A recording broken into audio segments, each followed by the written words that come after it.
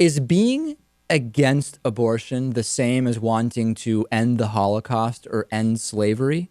Well, some people think so. Republican Congressman Trent Franks, who is from Arizona, joined the Family Research Council President Tony Perkins and also an anti-choice activist named Lila Rose on a Family Research Council webcast.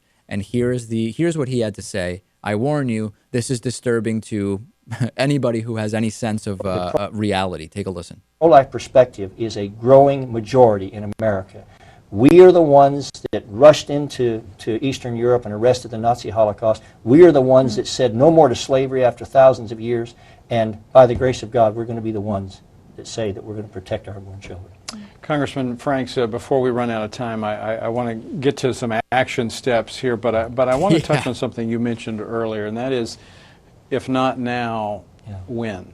And if we don't do it now, what does that say for America's future? And I think once the curtain has been pulled back on the late-term abortion industry, in fact, that infanticide is taking place in our midst, that changes the dynamics here. How can we turn a blind eye to that and still say that we're Americans that believe what our Declaration says, that we are created in the image of God and endowed by our Creator with certain inalienable rights? Well, I believe you asked probably the most relevant question that can be asked. Now that we know this, what will we do? Will we uphold that great perspective that the Founding Fathers believed, that every child had the Imago Dei stamped on their souls, the image of God, and they were children of God and therefore worth protecting, of inestimable value? Or will we turn a blind eye to it? If we do, I would suggest to you that we undermine everything that America was ever dreamed of to be, and that we step into that Sumerian night where the light of compassion has gone out, and the survival of the fittest finally prevails over humanity. Yeah, there you go. So, when I think of women making choices about whether to carry a fetus to term, I don't associate that with the Holocaust and slavery. The Holocaust and slavery were many things, but they weren't the result of women freely making choices about their own lives, were they? I don't understand the comparison. No. What I just don't get is that there's really nothing I can think of that would convince this person or someone who says these things that they should legalize abortion.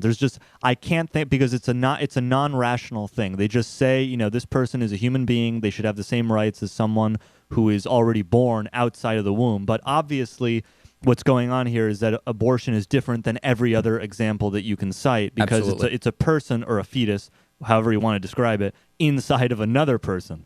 So there's a competing interest, even if you believe their idea that it's a full person, you at least have to admit that it's a person inside of another one. And lastly, he was factually wrong when he said the pro-life perspective is a growing majority in America. I mean, it's just factually wrong. The pro-life perspective is increasingly a minority in America. But hey, don't let facts get in the way of a good scare tactic, fear-mongering narrative on religious webcasts.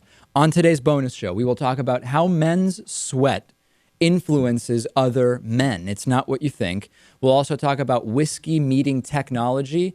And if you hear some of the techniques that college football teams are using to recruit players, well, I just think you won't believe it. You'll be incredibly shocked and surprised. Get the bonus show. You can become a member at davidpakman.com/membership, but also for the next few days, get a free t-shirt with your membership by going to davidpakman.com/summer13. Just a few more days on that. Check it out. We'll be back after this. The David Pakman Show at davidpakman.com.